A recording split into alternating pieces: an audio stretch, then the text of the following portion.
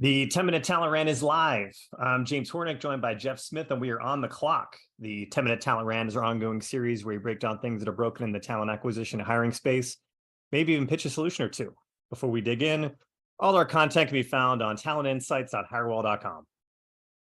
This week's topic, episode 65. Is it 65? Did I miscount? I think it's 65. Oh, we don't have it on the top of the notes. Yeah. 65, yeah. I think it's 65. Yeah. Can internal and external recruiters be best friends? A shameless opportunity to use a stepbrother's GIF. Yeah. I still call GIFs, but yes, I used one the other day. So it's either that or the war song, why can't we be friends? One or the other. Yes, probably the stepbrothers though. Yeah, Days of Confused. There's multiple Gen X movie opportunities. Anyways, Jeff, back in time when you were leading internally, when you're working internally, leading a TA function, did you ever have external recruiters try to go behind your back to hiring managers? I'm going to answer your answer with a question. When you started external recruiting, were you taught to go around HR, James? Strangely enough, it was like day one. So my old firm, way back in the day, my original firm, not the one I'm at now. We didn't train this into people, but I came in and it was very much a boiler room, old school operation. And I got that Game of Thrones mentality with your clients schooling. Kind of as soon as I started, it took me years to unlearn it. Just was told like going around HR and talent acquisition is what you're supposed to do. I mean, every recruiter out there knows what we're talking about. Like there's this, whether you're internal, external, most mature adults who are recruiters at this point have good productive partnerships, or at least have some. Yeah. But we know what we mean when we say this, because that's not every relationship you've had. That's not every relationship you have right now. There are times where working with partners, it's like high school all over again. But here's a question, like why? Like why is there this weird adversarial thing in our industry? Why does it even exist? Like we're trying to solve the same problem with hiring managers, trying to fill positions. It's as simple as like we're trying to hire people. Why is it so hard? Why are we at each other's throats? Why are we like getting behind each other's backs and being sneaky and secretive? Like, why does that ever happen? It's the only place professionally that it happens too. We've tried to find the corollary somewhere else and it just doesn't exist, which is mind blowing. Look, so the motivations are kind of what we want to dig into here. So look at it from the external side. It's purely about driving revenue. Yes, at least we, now me being on this side, we do this stuff for altruistic reasons, but no one stays in external recruiting long-term without being heavily money motivated. It's just a fact. I mean, that's the main motivation. I mean, that's the motivation. That's not the reason for this, though. We'll get into that in a second. Exactly. These are the behaviors that are manifesting themselves into other things. Internal recruiters, they just want to escape the living hell of what just happened when they posted a job, or they have 50 million, external recruiters hitting them up when they post that job. They got to sift through all these resumes. They got to get scolded by hiring managers because, you're looking for this tiny little needle in a haystack. And quite honestly, many of them just want the magic bullet and they want it fast. And like you said, unfortunately, oftentimes this is framed again on both sides as like a complete clash of cultures. So I hear all the time from internal recruiters, I'm worried that the external recruiter will come in when we engage and show me up, which might be valid if your culture kind of sucks. I would say, like, why not frame it as value add? Like, let's take this off of your plate so that you, external resource, can focus your attention on something that's a little bit more strategic, etc. Internally, also, the conversation is oftentimes framed as, let's fix this problem at the least amount of spend possible, which makes it not at all about hiring the best person, but hiring at the lowest cost. So we've already talked ad nauseum about why that's literally the single worst approach in the game.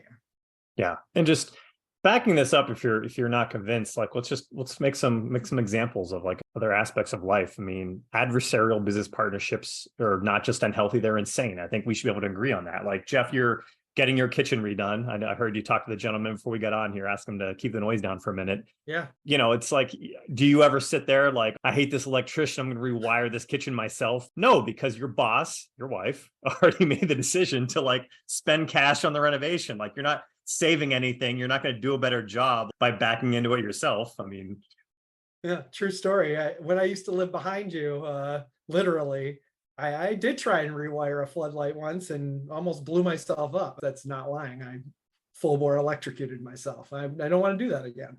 Yeah. Fun fact, Jeff and I used to be neighbors. It was great.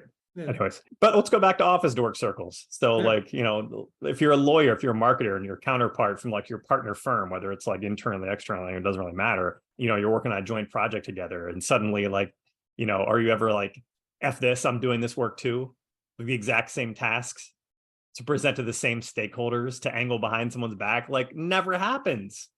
Like any other office. What everyone loves? Double work. I mean, like, you're thankful that someone else is taking this aspect of the project on so you don't have to do it. Like, why is this like the rest of the world has that figured out, but recruiters are still like trying to work on the same things to like get like brownie points for it or something? Yeah. It just makes no sense. It's full savagery. All right.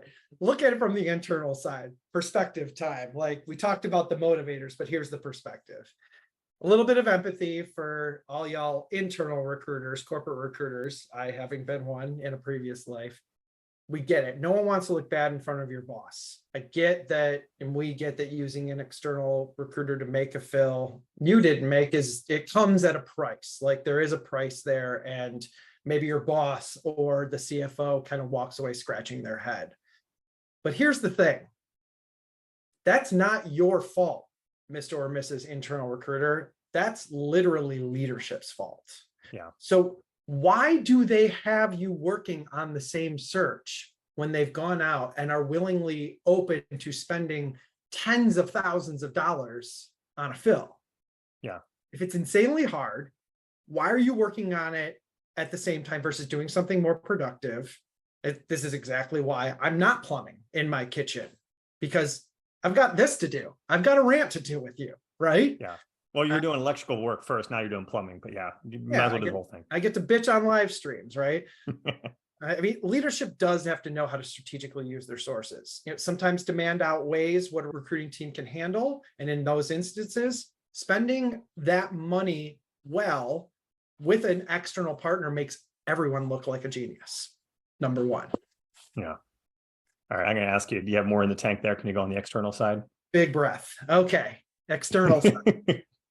External recruiter's goal, as we stated before, it's to fill the job, it's to make money. But the secret of all of this is we really do want to make you internal recruiter look good, because you will be the gateway to getting us more business in the future. That's how consultative partnerships work. So it turns from this dangerous interaction to a mutually beneficial one. And like I said, I've been on both sides. Never once when I went to spend money at an agency did I frame it as, how do I get this at the lowest cost possible? I always framed it as, does what I'm proposing to my senior leadership solve the problem strategically? In fact, I often reached out to recruiters that went around me to my hiring managers as an olive branch. Because like you said, they're just doing what they've been taught to do, just like I was. And maybe wrongly viewed me as a roadblock when in reality, I was the gatekeeper to their business. And unfortunately, though, you never know what you're going to get, which is why forming relationships with both hiring managers and the internal recruiters is smart practice for those external recruiters.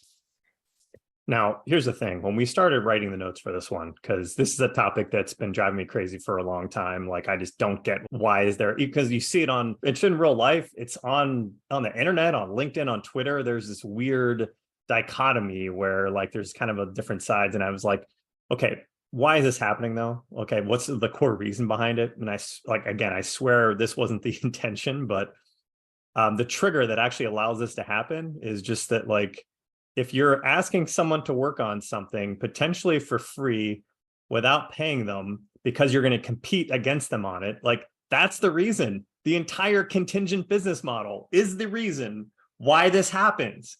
All of our solves are just kill contingent recruiting. That's so pathetic. I mean, I was trying to avoid contingent recruiting on this topic, but it's unavoidable. It is the reason. And just the adoption, the blind continued adoption of this model as something that's normal when it's completely weird is the reason why you have so many inefficiencies. Right. Full stop. Anyway, takeaways, because there are a couple here. What do you got? Shameless plug time. I mean, we do this, by the way. The carve out concept. We've always wondered why a single resource like HRTA person at a growing company actually wants to own the transactional part of recruiting. It sucks, especially when you're trying to build like an HR ecosystem around something that's exploding real time. Like you would literally assume all of the risk with almost no reward. So spending less, handing it off to somebody who's actually good at it, where it's our bread and butter, until you're ready to build out something that actually functions for you longer term, makes a ton of sense. We know it's our plug, but it makes a lot of practical sense in the real world. Yeah, we'll get nerdy for a second. It's one of the central problems of economics. Like we have unlimited desires and we have limited resources to fulfill them. Just thinking about it like from an economic standpoint, the key is finding the most efficient way to allocate those resources. And I promise you, making internal and external recruiters doing double work over the same recs, that's not it. Not remotely efficient. It's not rocket science. It's literally not it. Yeah. Look, there's a lot of business models in recruiting: retain, contain, fixed cost, maybe something you haven't heard of before. They're all better than the competitive double work that is contingent recruiting. As any recruiter who's managed to build good partnerships internally or externally can tell you. Anyways, let's all just be friends. Be friends. Why can't we be friends? Anyways, we are short on clock. That's a wrap for this week. Thanks for tuning into the 10-Minute Talent Rant, part of the Talent Insights series, which is always available for replay on talentinsights.hirewell.com, as well as YouTube, Apple Podcasts, Google Podcasts, Spotify, or Amazon. Jeff, thanks again as always. Everyone out there, we will see you soon.